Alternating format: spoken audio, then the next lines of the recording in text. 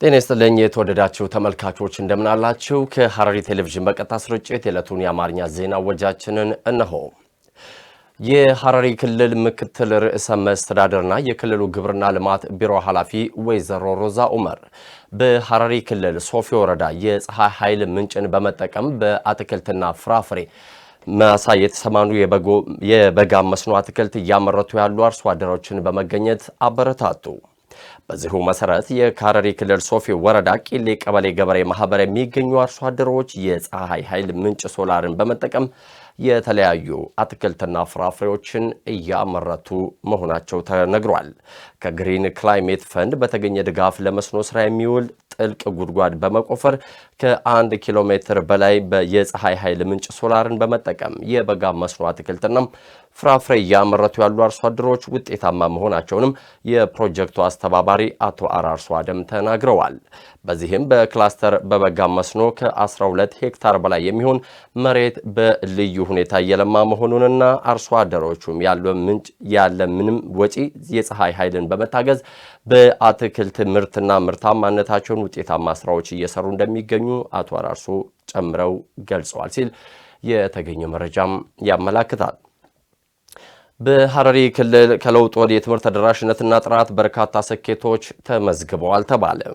ባልደረባችን ሄኖክ ግርማ ከለውጥ ወዲህ በትምህርት ዘርፉ የተመዘገቡ አበይት ተግባራትን አዘጋጅቶታል። በተከታይነት ይቀርባል። ከለውጥ ወዲህ የትምህርት ዘርፉን ስብራት ለመጠገን በአገር አቀፍ ደረጃ መሰረታዊ የሚባሉ ሪፎርም ስራዎች ተግባራዊ በመደረጋቸው በትምህርት ስርዓቱ ላይ ውጤታማ የሆኑ ለውጦች ተመዝግበዋል። በሐረሪ ክልልም የክልሉ መንግስት ለዘርፉ እድገት በሰጠው ከፍተኛ ትኩረት ባለፈው የለውጥ ዓመታት በከተማና በገጠር የትምህርት ዘርፉን ተደራሽነትና ጥራትን በማረጋገጥ ዜጎችን ከለውጡ ተጠቃሚ ያደረጉ ተግባራት ተከናውነዋል። በለውጡ ዓመታት በክልሉ ከተማና ገጠር ደረጃቸውን የጠበቁ የቅድመ መደበኛ ትምህርት ቤቶችን በመገንባትና በማስገንባት በግብዓት በአሰራርና በሰው ኃይል የተሟሉ እንዲሆኑ ተደርገዋል። ተማሪዎች በአቅራቢያቸውና በአፍ መፍቻ ቋንቋቸው ትምህርታቸውን እንዲከታተሉና ከታች ጀምረው በእውቀት እንዲሁም በክህሎትና በስነ ምግባር እንዲታነጹ ብሎም እንዲዳብሩ እያስቻሉ ተስፋ ሰጪ ውጤቶች ተመዝግበዋል። በለውጡ ዓመታት በክልሉ የአንደኛና ሁለተኛ ደረጃ ትምህርት ቤቶችን በከተማና በገጠር ወረዳዎች በመገንባት በማስፋፋት ግብዓት፣ አሰራርና በሰው ኃይል የተሟሉ እንዲሆኑ ተደርጓል። በተጨማሪም ልዩ ትኩረት ተሰጥቶ በተሰራው ስራ የልዩ ፍላጎት ትምህርትና የሴት ተማሪዎችን ተሳትፎን ማሳደግ ተችሏል። በክልሉ የትምህርት ለትውልድ ንቅናቄ የትምህርት ማህበረሰቡንና አጋር አካላትን በማስተባበር የመማሪያ ክፍሎችን በመገንባትና በርካታ የትምህርት መሰረተ ልማቶችን በማደስ ምቹ የመማር ማስተማር ስፍራዎችን እውን ማድረግ ተችሏል። የመማሪያ መጽሐፍ ዝግጁነት ህትመትን በተመለከተም በክልሉ የሚገኙ ሁሉም ትምህርት ቤቶች አንድ መጽሐፍ ለአንድ ተማሪ ማዳረስ የሚለው ማሳካትም የተቻለበት ዓመታት ናቸው። በ12ኛ ክፍል ሀገር አቀፍ ተፈታኝ ተማሪዎችን የማሰለፍ ምጣኔን በሀገር አቀፍ ደረጃ ለተከታታይ ዓመታት ሁለተኛ ደረጃን በመያዝ ከፍተኛ ውጤት ተመዝግቧል። ከለውጥ ወዲህ መምህራንና የትምህርት ቤት አመራሮችን ለተያዝነው የትምህርት ልማት ቁልፍ ሚና ያላቸው በመሆኑ በተለያዩ አቅም ግንባታ ስልጠናዎች ብቃታቸውና ተነሳሽነታቸውን የማጎልበት ስራዎች ተሰርተዋል። የመምህራን ጥቅማ ጥቅሞችን ማሻሻል፣ በክልሉ የመምህራን አጋር መኖሪያ ቤቶችን መገንባት፣ የጋራ መኖሪያ ቤቶችን መገንባት ችግሩን ለማቃለል ጥረት ተደርጓል። በአጠቃላይ ባለፉት 8 የለውጥ ዓመታት የትምህርት ስርዓቱን ስብራት በመጠገንና የዘርፉን ተደራሽነት እንዲሁም ጥራትን በማሳደግ በክልሉ ከተማና ገጠር የሚገኙ ዜጎችን ተጠቃሚ የሚያደርጉ አበረታች ስራዎች ተከናውነዋል። በሐረሪ ክልል ከ13000 በላይ ዜጎች የኢትዮ ኮደር ስልጠና መውሰዳቸውና የምስክር ወረቀት መውሰዳቸውን የክልሉ ኢኖቬሽንና ቴክኖሎጂ ኤጀንሲ አስታወቀ። መርሃ ግብሩ በ2030 ዲጂታል ኢትዮጵያን እውን ለማድረግ የተያዘውን እቅድ ማሳካት ከፍተኛ አስተዋጽኦ እያበረከተ እንደሚገኝም ተገልጿል። ዘገባው የሪያና ጀማል ነው። አዩብ ካዛሊ በተከታይነት ያቀርበዋል። በሐረሪ ክልል የኢትዮ ኮደር ስልጠና ከተመዘገቡት 25000 ኮደሮች ውስጥ ከ13000 በላይ የሚሆኑ ዜጎች ስልጠናቸውን በማጠናቀቅ ዓለም አቀፍ የምስክር ወረቀት መውሰዳቸውን የክልሉ ኢኖቬሽንና ቴክኖሎጂ ኤጀንሲ አስታወቀ። የኤጀንሲው ኃላፊ አቶ ጀማል አብራሂም እንደገለጹት በጠቅላይ ሚኒስትር ዶክተር አብይ አህመድ ኢኒሼቲቭ በአገር አቀፍ ደረጃ የተጀመረው የ5 ሚሊዮን የኢትዮ ኮደር ስልጠና በክልሉ ተጨባጭ ውጤት እያስመዘገበ ይገኛል። የ5 ሚሊዮን የኢትዮ ኮደር ስልጠና ዜጎች በፕሮግራሚንግ፣ በአንድሮይድ፣ በሰው ሰራሽ አስተውሎትና በዳታ ሳይንስ ላይ ዜጎች ዓለም አቀፍ እውቀትና ክህሎት እንዲያገኙ እያስቻለ እንደሚገኝ ጠቁመዋል። መርሃ ግብሩ በ2030 ዲጂታል ኢትዮጵያን እውን ለማድረግ ለተያዘው እቅድ መሳካት ከፍተኛ አስተዋጽኦ እያበረከተ እንደሚገኝም አቶ ጀማል ጨምረው ገልጸዋል። የኮደር ስልጠናው ዓለም አቀፍ ተወዳዳሪነትን ለማጎልበት ለዜጎች ፈጣንና ዘመናዊ አገልግሎትን ተደራሽ ለማድረግና ለስራ ዕድል ፈጠራ የጎላ አበርክቶ እንዳለውም አስገንዝበዋል። በመሆኑም በክልሉ ከ31 ሺህ በላይ ዜጎች የኮደር ስልጠናው ተጠቃሚ ለማድረግ በልዩ ትኩረት እየተሰራ መሆኑን ገልጸው ስልጠናውን ያቋረጡ ዜጎች ስልጠናቸውን እንዲቀጥሉና ስልጠናውን ያልወሰዱ ዜጎች ደግሞ በቀጣይ ተመዝግበው የዕድሉ ተጠቃሚ እንዲሆኑ አቶ ጀማል መልእክታቸውን አስተላልፈዋል። እንደ ሀገር እየተከናወነ የሚገኘው የሰባተኛው ጠቅላላ ሀገራዊ ምርጫ የመራጮች ምዝገባ እየተካሄደ ይገኛል። በቀሩት 4 ቀናት ደግሞ ዜጎች የምርጫ ካርድ በመውሰድ የነገ እጣ ፋንታቸውን እንዲወስኑ የሐረሪ ክልል ነዋሪዎች ጥሪ አቅርበዋል። የእውነተኛ ዲሞክራሲ ስርዓት እውን ሊሆን የሚችለው በዜጎች በነጻነት ድምጻቸውን ሲሰጡ መሆኑን ነዋሪዎቹ ገልጸዋል። ባልደረባችን ይድነቃቸው ጌታቸው ነዋሪዎቹን አነጋግሮ ተከታዩን ዝርዝር አዘጋጅቷል። ኢትዮጵያ የጀመረችውን የዲሞክራሲ ስርዓት ግንባታ ለማጽናትና የህዝብን የስልጣን ባለቤትነት ለማረጋገጥ ግንቦት 24 ቀን 2018 ዓ.ም የሚካሄደው ሰባተኛው ጠቅላላ ምርጫ ወሳኝ ምዕራፍ ተደርጎ ተወስዷል።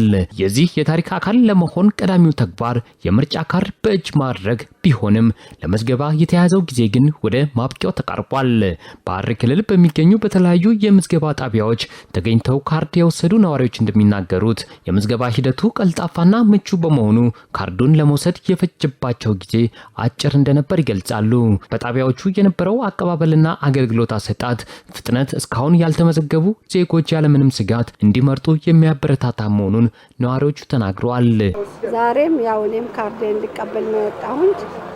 የምፈልገውን ፓርቲ ለመምረጥ በጊዜ ካርድ ተቀብሎ በሰዓቱ የሆነልኝን ፓርቲ ልመርጥ ካርዴን በጊዜ ወስጃለሁ። የምርጫ ካርድ ለመውሰድ ነው የመጣሁት። ያው የቀበሌ መታወቂያን በማሳየት ካርድ ልወስድ ነው። አሁን ደግሞ በቴሌቪዥን በተለያዩ አማራጮች የተፎካካሪ ፓርቲዎች ቅስቀሳ እያየሁ ነው። ይጠቅመኛል ላይ በጀኛል የምለውን ለመምረጥ ካሁኑ የምርጫ ካርድ ወስጃለሁ። ለሁኔታ በጣም ደስ የሚልና ጸጥ ያለ ሁኔታ ውስጥ ነው ያለነው።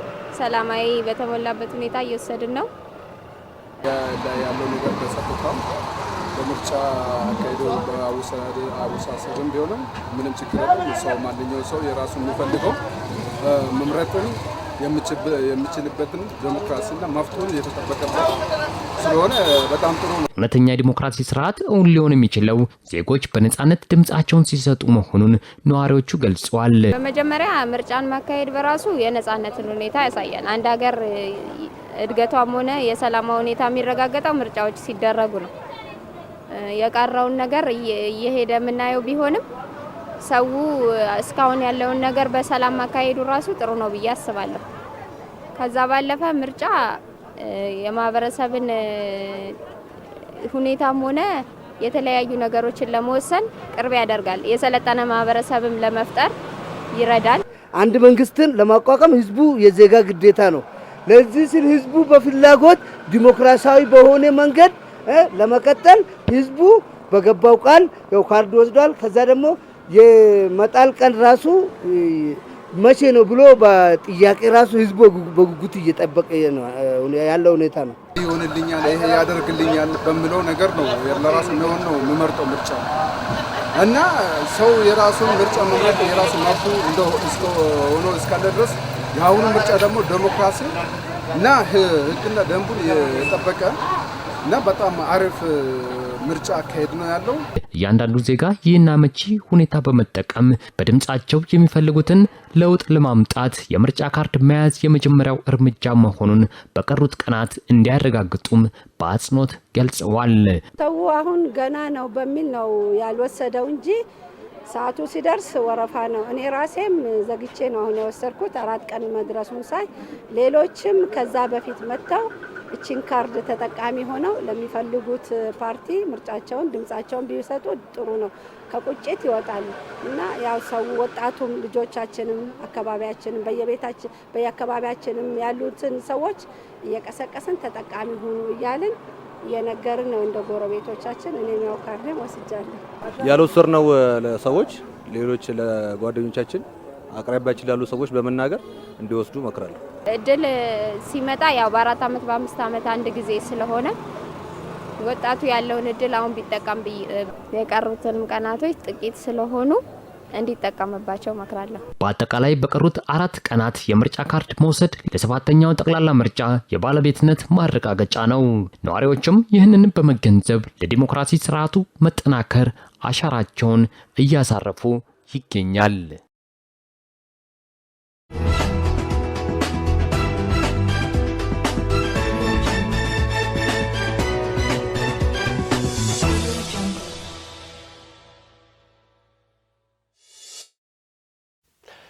ቀጥለናል። የተወደዳችሁ ተመልካቾች አሁን ደግሞ ከሀገር አቀፍ ምንጮች ወዳገኘናቸው ወሬዎቻችን ተሻግረናል። መጋቢት 24 ቀን 2010 ዓመተ ምህረት ኢትዮጵያን ተብትቦ ይዘው ከነበረው ውስብስብ ማህበራዊ ኢኮኖሚያዊና ፖለቲካዊ ቅርቃር አውጥቶ ወደ ብሩህ ተስፋ መጻኢ ዕድል ለማሸጋገር ቃል የተገባበት ታላቅ የትውልድ ውል ነው አለ የመንግስት ኮሚኒኬሽን አገልግሎት።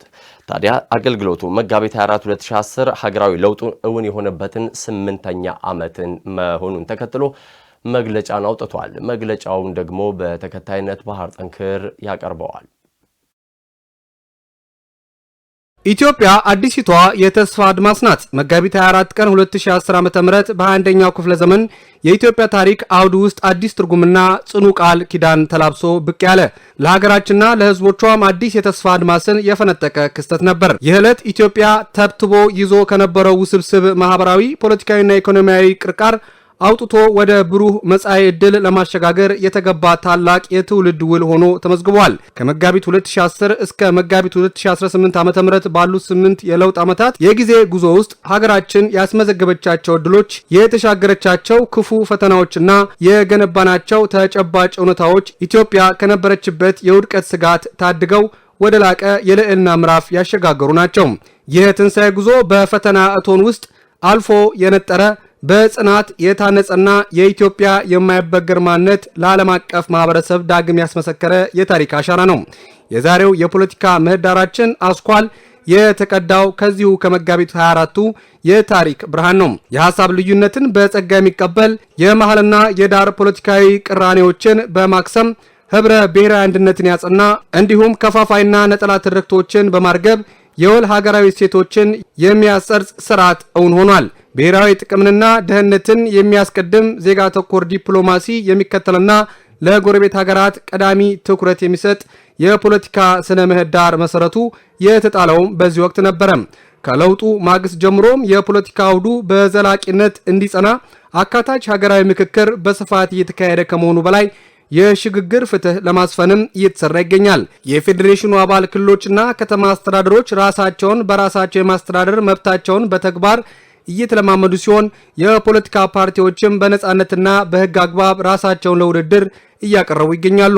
መንግስት አካታች የፖለቲካ ስርዓት እንዲሰፍን በወሰደው ብስለት የተሞላበት እርምጃ ተፎካካሪ ፓርቲዎችን ከካቢኔ ጀምሮ በየደረጃው ስልጣን እያጋራና ሀገር በጋራ የመምራት እድል እየሰጠ ይገኛል።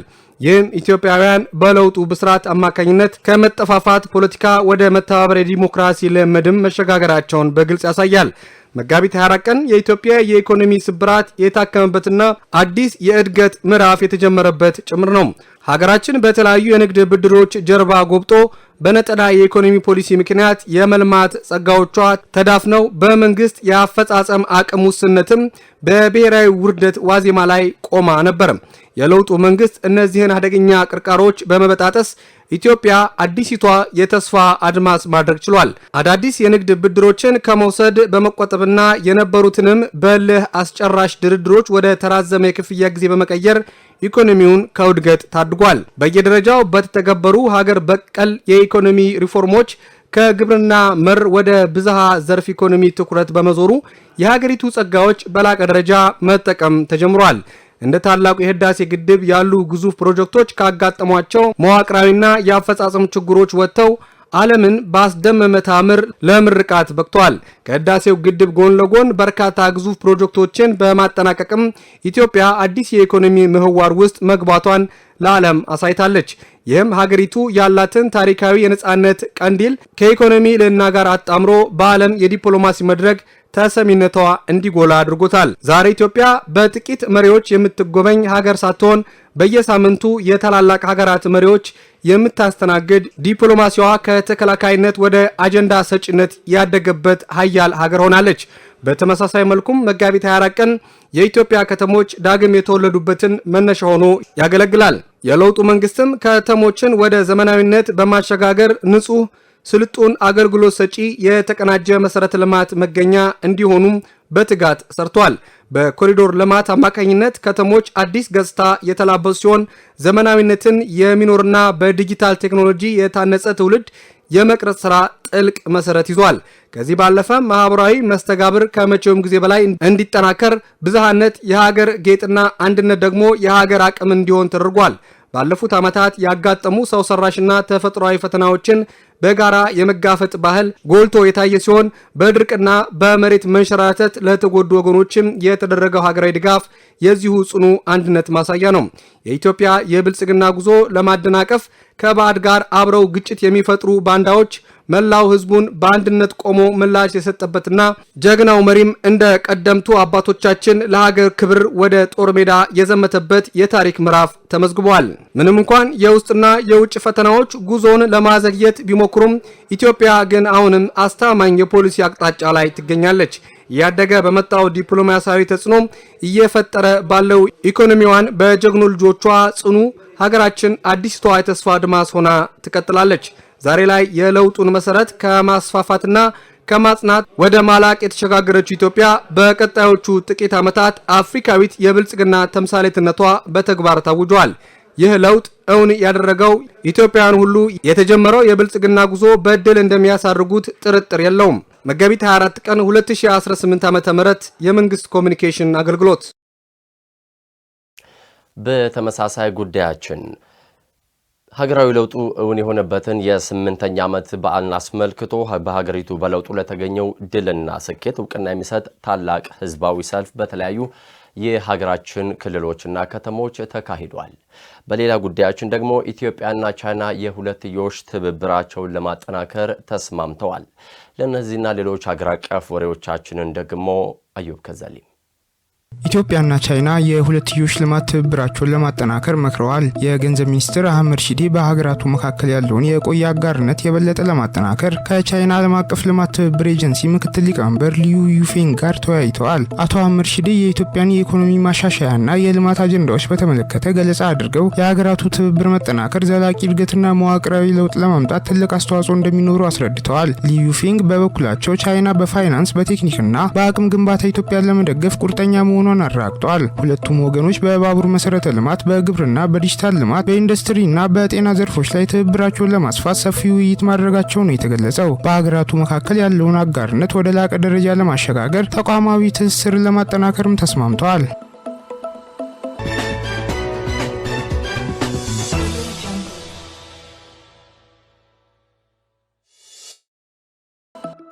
የሀገራዊ ለውጡን 8ኛ ዓመት ምክንያት በማድረግ ታላቅ ህዝባዊ የድጋፍ ሰልፍ በተለያዩ የሀገሪቱ አካባቢዎች ተካሂዷል። በድጋፍ ሰልፉ ላይ የተገኙ የተለያዩ የህብረተሰብ ክፍሎች ባስተላለፉት መልእክት ከመጋቢት እስከ መጋቢት የተመዘገቡ የስኬት ጉዞዎችን ገልጸው በመጋቢት 24 ተምሳሌታዊ ጉዞና መሰረታዊ እርምጃ የተመዘገቡ ስኬቶችን አድንቀዋል። በለውጡ መንግስት እየተከናወኑ ያሉ የልማት ተግባራትን በመደገፍ በቀጣይም የተሻለ ስራ እንዲሰራ ከመንግስት ጋር በትብብር እንደሚሰሩ የሚያረጋግጡ መልእክት አስተላልፈዋል። በዚህም በመጋቢት 24 ፍሬ ወደ ተምሳሌታዊ ጉዞ፣ መጋቢት 24 የተምሳሌታዊነታችን መሰረትና መፍለቂያ ነው፣ የመጋቢት 24 ፍሬዎች የተምሳሌትነት ጉዞ የትውልድ ብልጽግና ነው የሚሉ መፈክሮችን አሰምተዋል። በተጨማሪም ለውጡ የጥላቻ ሳይሆን የፍቅር ነው፣ ለሀገር ሰላምና ልማት በጋራ እንቆማለን፣ መጋቢት 24 የኢትዮጵያ ለውጥ መነሻና ብልጽግና መሰረት ነው፣ መጋቢት 24 በመስዋዕትነት መጣ፣ በመስዋዕትነት እንጠብቋለን የሚሉ መልእክቶች ተላልፈዋል።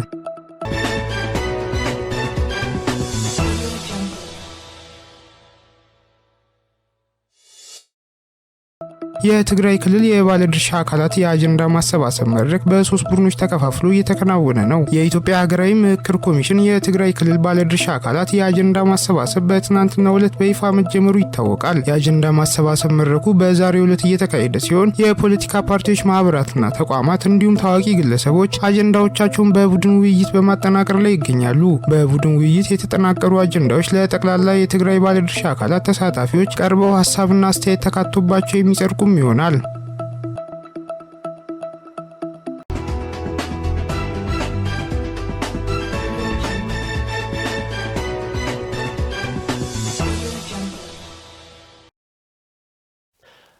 የውጭ ዜና።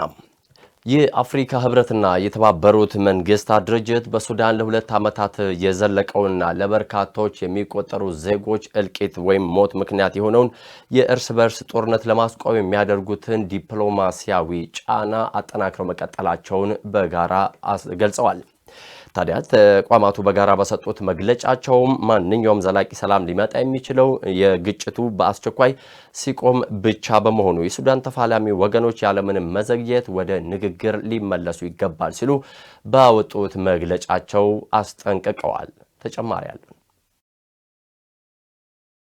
በኢትዮጵያ በተካሄደው ከፍተኛ አመራሮች ስብሰባ ላይ ሁለቱም ተቋማት በአንድ ድምጽ አስቸኳይ ተኩስ አቁም እንዲደረግ የጠየቁ ሲሆን የሽምግልና ሂደቱን በአፍሪካ ህብረት መሪነት እንዲቀጥል መግባባት ላይ ደርሰዋል። በአፍሪካ ህብረት ኮሚሽን ሊቀመንበር መሐመድ አሊ ዩሱፍና በተባበሩት መንግስታት ዋና ጸሐፊ የሱዳን ልዩ መልእክተኛ ፒኮ ሃቪስቶ የሚመራው ይህ የዲፕሎማሲ እንቅስቃሴ በካርቱም ያለውን አስከፊ ሁኔታ ለመቀየር ያለመ ነው።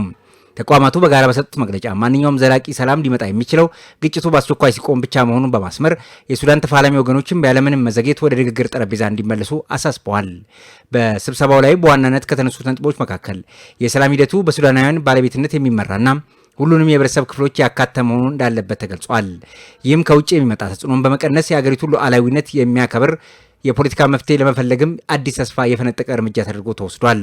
ከዚህ በተጨማሪም የአፍሪካ ህብረት ቀጠናዊና ዓለም አቀፋዊ ሽምግልና ጥረቶችን በማስተባበር ቀዳሚ ሚና እንዲኖረው ስምምነቱ ላይ ተደርሷል። ሁለቱ ተቋማት ይህንን ጥሪ አሁን ማቅረባቸው በሱዳን ያለው ሰብአዊ ቀውስና በሲቪሎች ላይ የሚደርሰው መከራን በከፍተኛ ሁኔታ በመጨመሩ መሆኑን ተነግሯል። በካርቱም ያሉ ተፋላሚ ወገኖችም ለዚህ ጥሪ ምላሽ የማይሰጡ ከሆነ አገሪቱ ህገ መንግስታዊ ስርዓትን፣ ብሔራዊ መረጋጋትን ሙሉ በሙሉ ሊፈርስ እንደሚችል መሪዎቹ አስጠንቀዋል። ይህ ዲፕሎማሲ እንቅስቃሴ ወታደራዊ ውጥረቱን ወደ ፖለቲካዊ ውይይት ለመቀየር የሚደረግ የመጨረሻ ዕድል ተደርጎ እየታየ ይገኛል ሲል የቻናል አፍሪካ ድረገጽ ዘገባ ይፋ አድርጓል። ከ50 ዓመታት በኋላ ወደ ጨረቃ የሚወስደው አርቴሚስ 2 መንኮራኩር ወደ ህዋ መመንጠቁ ተነገረ። ከፍሎሪዳ የተነሳው መንኮራኩር በ24 ሰዓታት ውስጥ በምህዋር ዙሪያ ሲሽከረከር ቆይቶ ከዚያም ወደ ጨረቃ እንደሚያቀና ተነግሯል። ለቢቢሲ ዘገባ እሌኒ ሽመልስ። በጉጉት ሲጠበቅ የነበረው የአርቴሚስ 2 መንኮራኩር ወደ ህዋ መጠቀ። ከፍሎሪዳ የተነሳው መንኮራኩሩ ለቀጣይ 24 ሰዓታት በምህዋር ዙሪያ ሲሽከረከር ቆይቶ ወደ ጨረቃ የሚጓዝ ይሆናል ተብሏል። የአርቴሚስ 2 ተልዕኮ የሰው ልጆችን ከአፖሎ ወዲህ ወደ ጨረቃ መልሶ በመውሰድ ታሪካዊ ጉዞ ተብሏል። 4 የናሳ ጠፈርተኞችን የያዘው መንኮራኩሩ ከፍሎሪዳ ሲነሳ አሜሪካን ጨምሮ በተለያዩ አገራት በርካታ ሰዎች ተከታትለውታል። መንኮራኩሩ ከመነሳቱ አስቀድሞ የተወሰኑ የቴክኒክ ችግሮች ቢገጥሙትም በስተመጨረሻ ከመሬት መነሳት ችሏል። ጠፈርተኞቹ ደህና ናቸው፣ ጥሩ መንፈስ ላይም ይገኛሉ ሲል ናሳ አስታውቋል። በ10 ቀናት ቆይታቸው ጨረቃ ላይ ባያርፉም ጨረቃን ይዞራሉ። ከዚህ ቀደም የትኛውም የሰው ልጅ ከምድር ርቆ ከሄደበት ርቀት በላይ ይጓዛሉ። ከ50 ዓመታት በፊት በአፖሎ 17 ጠፈርተኞች ወደ ጨረቃ ሲጓዙ ከነበረው አንጻር አርቴሚስ 2 የተለየ መሆኑን ባለሙያዎች ተናግረዋል። መንኮራኩሩ የላቀ ቴክኖሎጂ ቢኖረውም ጠፈርተኞቹ ከሚያከናውኑት ስራ ከዓመታት በፊት ከነበረው ጋር ተቀራራቢ ነው። የአርቴሚስ ተልዕኮ የረጅም ጊዜ እቅድ ጠፈርተኞቹ ጨረቃን ከተሽከረከሩ በኋላ እዚያው አርፈው እንዲቆዩ ማድረግ ነው። ጨረቃ ላይ የጠፈር ተመራማሪዎች ለወራት እንዲቆዩ ማስቻል ከዚህ ቀደም አልተሞከረም ነበር። አቧራማና አየር አልባ በሆነችው ጨረቃ ላይ ለመቆየት ከቴክኒክ ብቃት ባሻገር ትዕግስት እንደሚያስፈልግ ባለሙያዎች ይናገራሉ። የአርቴሚስ ተልዕኮ አካል የሆነው የአውሮፓ የህዋ ምርምር ባለሙያ የሆኑት ሰርጊ ቫኩር አርጆ ሁሉንም መስፈርት የሚያሟሉ ጠፈርተኞች ማግኘት ቀላል አይደለም፣ ልዕለ ኃያል ሰዎች የመፈለግ ያህል ነው ብለዋል። የአሜሪካው ፕሬዝዳንት ዶናልድ ትራምፕ 4ቱ ጀግና ጠፈርተኞቻችን እግዚአብሔር ይባርካቸው፣ ተልዕኮ አስገራሚ ነበር ብለዋል። የናሳ ኃላፊ ጃሬድ አይሳክማን ኪዳን እንደተናገሩት ጨረቃ ላይ ማረፍ ከባድ ከሆነባቸው ምክንያቶች አንዱ የፋይናንስ ውስንነት ነው። ከ54 ዓመት በኋላ ናሳ ወደ ጨረቃ ጠፈርተኞችን ልኳል። ይሄ ተልዕኮ ጠፈርተኞቹ ብቻ ሳይሆን የእናንተም ነው ብለዋል። በቀጣይ 10 ቀናት ውስጥ ጠፈርተኞቹ በኦራየን የህዋ መንኮራኩር ወደ ጨረቃ ዙሪያ ይጓዛሉ ብለዋል።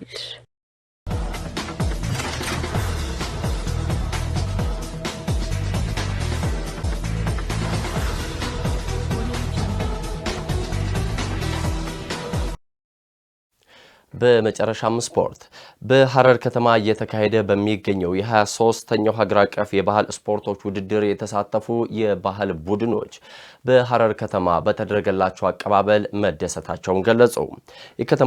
የከተማው ነዋሪም ላሳያቸው ክብርና ፍቅር ምስጋናቸውን አቅርበዋል። ተጨማሪ ያለን በሀገር አቀፍ 23ኛው የባህል ስፖርት ውድድር ተሳታፊዎች እንደተናገሩት ከሆነ የሐረር ከተማ ነዋሪዎችና እንዲሁም ደግሞ የከተማዋ በአዲስ መልክ የተሰራ ገጽታ በአጠቃላይ ካስተዋሉት ውበት ጋር ተደምሮ ሐረርን ኢትዮጵያ ውስጥ ከሚገኙ ምርጥ ከተሞች መሀል አንዷ ለመሆኗ ማሳያ መሆኑን የጠቆሙት አሁን እኔ ሐረርን ሲያያት ገና ስንመጣ እጅግ በጣም 3 ቀን ተጉዞ ነው መጣ ነው። እጅግ በጣም ከሩቅ ቦታ ነው መጣ ነው። ድካምም ነበረብን።